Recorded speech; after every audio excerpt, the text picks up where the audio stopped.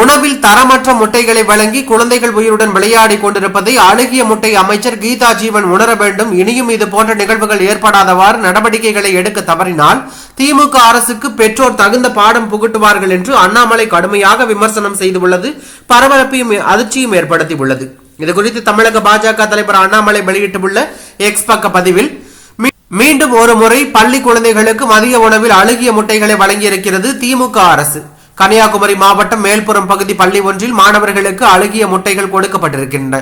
குறைந்தபட்சம் மாதம் ஒரு முறையாவது தமிழக பள்ளிகளில் இது நிகழ்கிறது. குழந்தைகளின் ஊட்டச்சத்துக்காக பாரத பிரதமர் மோடி அரசு வழங்கும் நிதி எங்கு செல்கிறது? பள்ளிகளில் வழங்கப்பட வேண்டிய முட்டைகள் அரசு முத்திரையோடு கடைகளில் விற்கப்படுவதாக செய்திகளை பலமுறை பார்த்திருக்கிறோம். ஆனால் குழந்தைகளுக்கு தரமற்ற முட்டைகள் கொடுக்கப்படுகின்றன. இவற்றுக்கெல்லாம் பொறுப்பான அழுகிய முட்டை அமைச்சர் இதுவரை எந்த நடவடிக்கையும் எடுத்ததாக தெரியவில்லை.